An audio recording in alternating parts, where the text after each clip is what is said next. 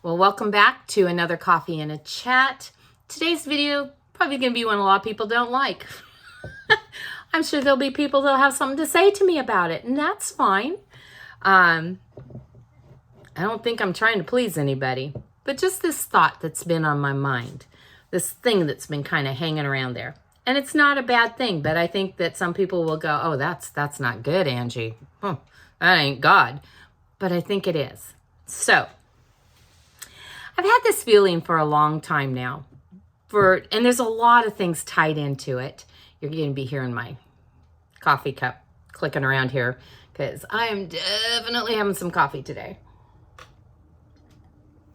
But there's been a lot of different things that have been going on that's kind of, I think, reinforced this thought of this possibility. And that's, what if I only got a couple more years at best? Yeah, to live, to be here. And I don't know, in that couple of more years, a lot of things can happen.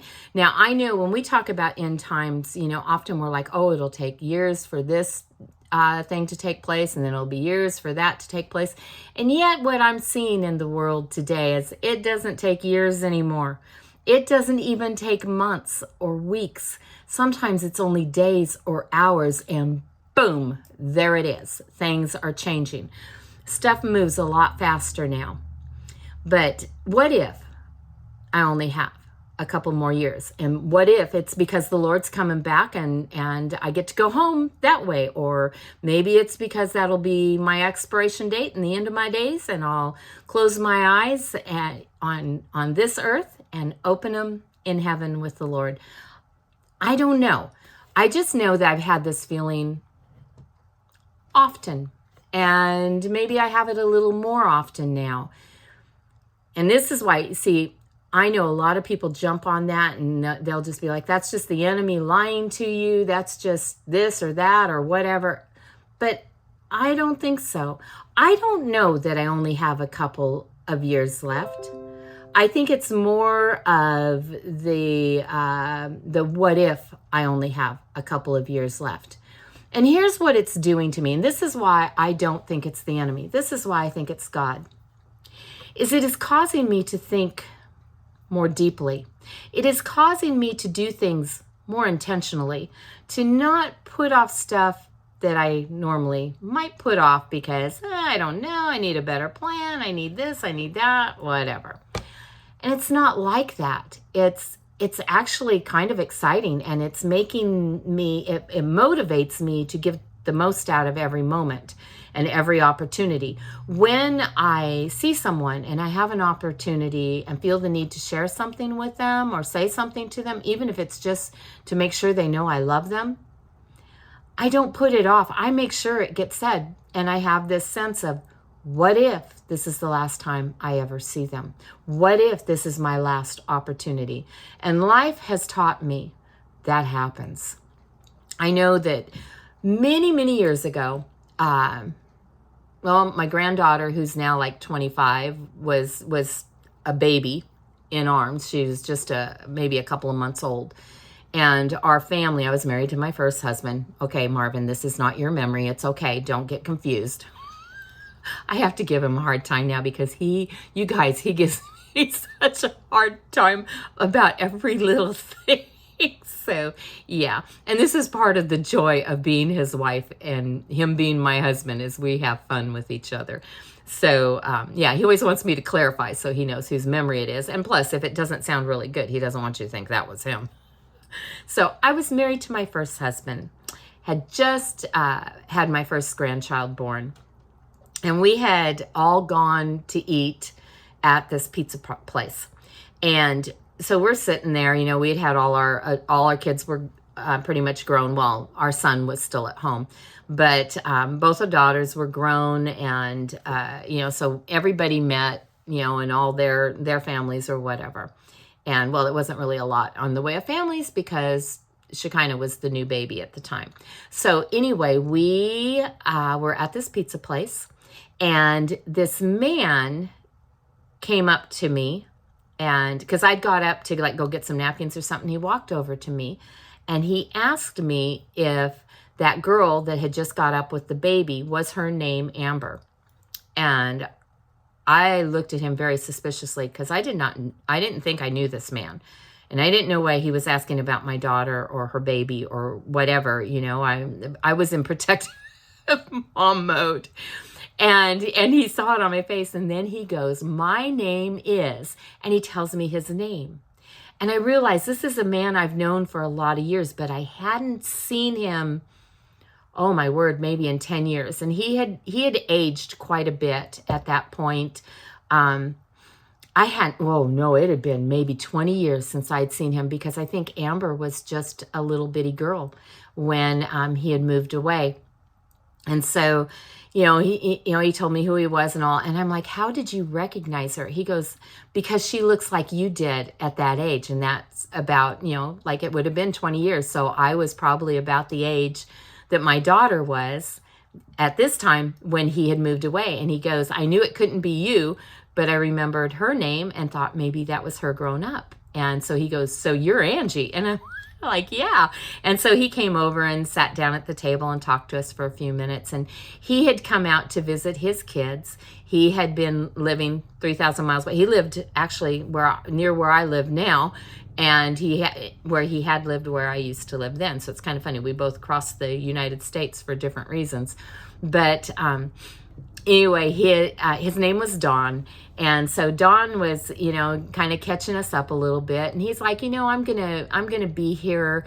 I'm gonna be back, and I'm gonna come out and see the girls more. In fact, I'm thinking about going ahead and moving back. We should get together, and and all these things, I'm here for for another week. I'm sure we can get together, or maybe we'll run into each other or whatever. And there was that sense that there usually is, that you're going to see them again. But someone, God, tugged at my heart and gave me this sense that I would never see Dawn again. Now, I didn't know if it was because I was going to disappear or he was. I didn't know who wasn't going to be here anymore. Just that sense of you're not going to see him again. And so as he was starting to leave, I walked back over and I stopped him for a minute.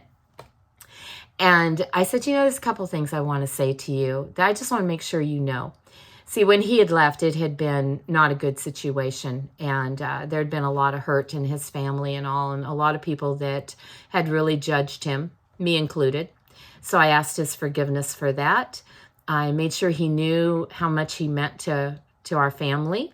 And we had been very close with his family when he had still lived there and all. And so, I wanted him to know how much I appreciated him, that I loved him, and I wanted to make sure there was nothing not good between us, that everything was cool. And, and he gave me a big hug, and you could tell that really meant something to him. He had a hard time being there because there were so many people that when they knew who he was, weren't very kind to him. And that wasn't right. Yeah. You know how those things can go. So that taught me a lot, because Don was there for the rest of the week. Then he flew back east to go home. And he died in his sleep, if I remember right, within a week of being home. That was it. He was gone. And so one of his daughters had got hold of us to let us know. And it was shocking. It was very shocking to me, but yet it wasn't, because I had that sense that, that I wasn't going to see him again. And I have thought, because I've been through those things before, and I've not listened to God, and I've not acted on it and been like, well, of course I'm going to see them again, earlier in my life. I think that with time and with age, I've learned that we can't take anything for granted. Tomorrow's not promised to any of us. And we all come with an expiration date, and we don't know when it is. I have one of my brother-in-laws was diagnosed with a very, I think, rare cancer, but very aggressive. And they got everything in order because they didn't even give him a year to live. Oh, man. That was, I don't know how many years ago. And he's still alive. Anyway, it was like maybe 15, 16, no, more than that, probably close to 20 years ago. And he's still here. In fact, everybody else in his family has died. He's the only one still alive. So I'm from his birth family. His wife and kids are still alive, and grandkids. But, doctors can tell us that we only have so long, but they don't even know. Even if we have an incurable, rare, aggressive cancer, people survive. And some people, I knew of a young man that just dropped on the football field, completely healthy, not a thing wrong with him, young man, I think like 17 years old. And it turned out he had a heart defect from birth, and nobody ever knew it. Nobody ever caught it. And that was his day. And that was it. So as much as we think we know, we don't know. And I think I've learned to listen to the Lord. Now, am I going to die in the next 2 years, or are we going to be raptured in the next 2 years, or whatever? I don't know. I just know that God's given me that sense of, what if you only have 2 more years? What difference does that make? And it makes a difference. If you thought you only had another year or another 2 years, what would you do differently? How intentional would you be? What are things that you would go ahead and take care of now instead of putting them off? How much more driven might you be when God says, I want you to go do such and such for me, to know, well, I need to go do it, and I need to go do it now because I don't know how much longer I have. I think that there's wisdom in that. And honestly, it doesn't upset me. There's a part of me that wants to tell my kids, look, you guys, I just have this feeling. I don't know, but I don't know how, I think one might go, oh, okay. And I would have no idea how they felt. One might go, Mom, you're so weird. And another one might just have a nervous breakdown. The world's come to an end. So, I haven't, purposely, said, look, you guys, I have this feeling, because I don't think it's not like I know that there's something wrong with me or whatever. Well, besides the obvious, but I don't know. It's just, I think, more of this drive in me of realizing the importance that when God says do something, I need to do it. I don't need to put it off. And there are some things that the Lord's been dealing with me and with Marvin and I both, as far as rearranging some things in our home and getting some things set up so that we're equipped for certain possible scenarios for other people as well as ourselves. And repurposing rooms. One is our living room. When you come in our front door, you walk into the living room, and it's got a TV and all this stuff, and that used to be the hub of the house. Well, now, because we have this addition that we had put on when my mom and dad came to live with us, and what was their living room has become our TV room, and that's where we really go to watch TV. And that's at the other end of the house. That's where it gets more, noisy, active. And the end of the house with the living room is quieter. And the Lord's been dealing with us that we need to move the TV and all the stuff like that out, rearrange the seating so that we can comfortably seat a few more people, because we can sort of comfortably seat 4 people right now. We need to be able to seat 6, 8, something like that. And, and it's not a matter of remodeling or anything like that, even though that would be nice. But it's just a matter of rearranging the furniture so that there is a room to receive people when they come, because people come by. And you know what? People have been dropping by more and more, and it's bothering me that room's not done yet. But as with many things, we've got to move this thing so we can move that thing so we can move this thing, and that one needs to put over there so you can get that one to put. Yeah, it's quite a circus, and I've had to come up with so we can do it in small little groupings at a time, so it's not so overwhelming to me, because it is very overwhelming. Right now, that room is so tore up, and like I said, that's the place you walk into when you come in the front door, and boom, there's this room that is just crazy. But I also know, like, there was a rocking chair in there that I was like, we don't need it anymore, and it's made for very little short people. And I'm not short enough for it. It's not comfortable to sit in. But we have a daughter that's not super, super tall, and she's about the same height my mom was, and that chair was my mom's, and it fit my mom just right. I think it'll fit our daughter just right. And she comes and spends time here now, And so it's like, I was going to just let it go, and it's like, I'm going to keep it so that she'll have a chair that fits her just right.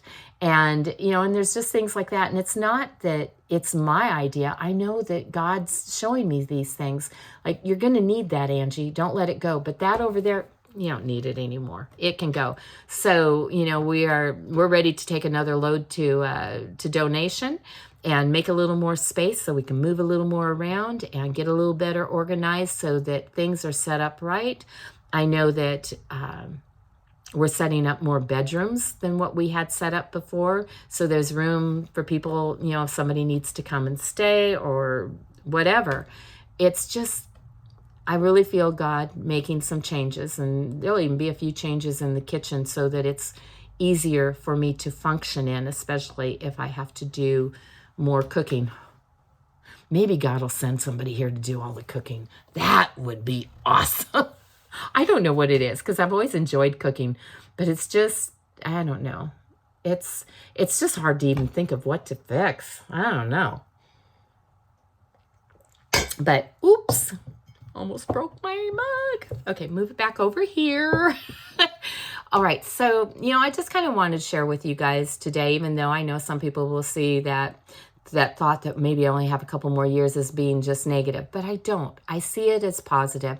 And I've shared in some other videos that I do have this sense, this drive that we need to be quicker about doing things and not put things off. And the Bible says, don't put off till tomorrow what you can do today. And I think that maybe should be a theme verse in some of our lives. If you're like me, I'm great at procrastinating, or I'm just great at procrastinating. And I don't think I can afford to do that anymore. And, and again, acknowledging God and seeking his guidance in everything I do, and, what's his plan, and not try to get my own idea in there and mess up what he's wanting me to do. I need to hear from him. And that's just a little of something of where I'm at today. There's a lot of other things that we could be talking about, and probably will in the days to come. But before I close this video, hopefully you guys have seen the announcement that I got a P.O. box for us. Yay! So Coffee in a Chat has its own P.O. box, and I will be putting that in the description of every video from here on out, because there is a nice handful of you that have been asking me to get a P.O. box.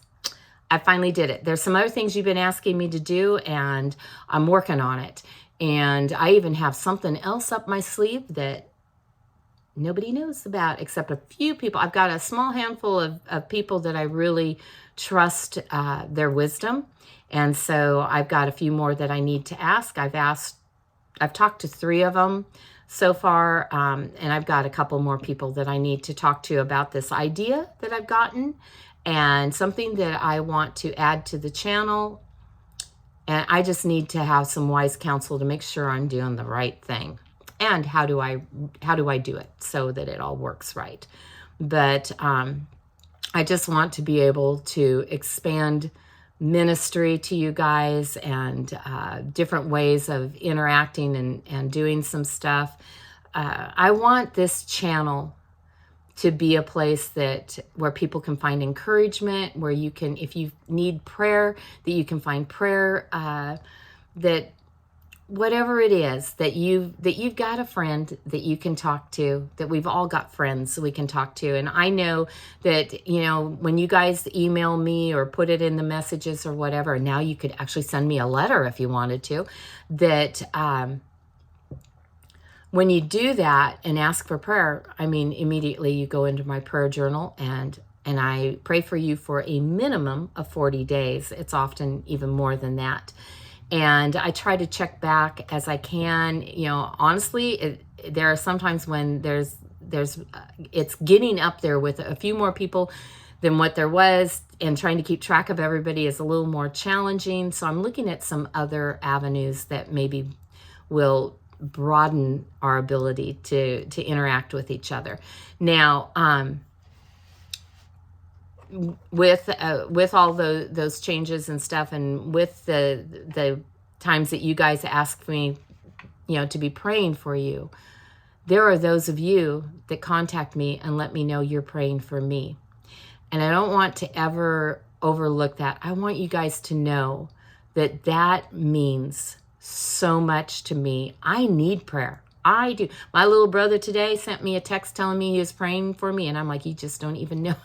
Thank you, thank you, thank you. Because I need prayer. And it means a lot to me to know that somebody is lifting me up to the throne of God and praying for me. That means a lot because I need it. I do know that I fall under more attack than what I was before. So it must be making a difference for somebody because, yeah, there are times when definitely there's a hornet's nest that's been stirred up, and that's fine. I'm not worried about it because it's not about me, and I know He takes care of me, and He watches over me, and He protects me, and it's all going to be good. So thank you guys for your prayers. I appreciate that. And also, so much of this channel, the lighting, the method of being able to film and record it and everything has been because of some of you guys out there that have helped me do that. And so I don't want to ever neglect. I mean, there's Sharon that I think she was the first. No, Gail was the first that did something to help me out. And then Sharon helped, and Keith has helped, and his wife Shannon. They're my buds, my little brother. And one of my dearest friends, Shannon is. And I also, Ginger has helped. And oh, I hope I'm not missing somebody. But these guys have actually helped me get some of the means that I've needed to be able to do this. And actually, even the P.O. box, somebody had sent me a gift to help get some equipment, and there was enough left over to pay for the P.O. box. So, God has provided a lot through you guys, and I don't take that for granted either. I am overwhelmed often over the blessing of you guys. So, we'll just wait and see how God grows this channel and what all He does and where it goes, because it's in His hands and it's for Him, for His honor and glory, and for whatever plans He has for it. So, yeah, we'll just see. We'll see what happens tomorrow. Something new, maybe, right? All right. I love you guys so much. I appreciate you. I love hearing from you guys and getting the messages and all. Some of you have really become family to me, even though we've never met in person. Some of you, I don't even know how to pronounce your name or what your name is because your YouTube handle doesn't have a name, but you're somebody to me, even if I have to give you a nickname. So, which I have done on some, definitely. But you guys are a huge blessing to me. This is a two-way road of what God's doing here. And I'm growing and I'm learning as God moves in this channel. So anyway, with that, I'm going to let you go. I hope you guys have an awesome day today. And yeah, I'm pretty sure I'll be talking to you again tomorrow. All right, you guys take care.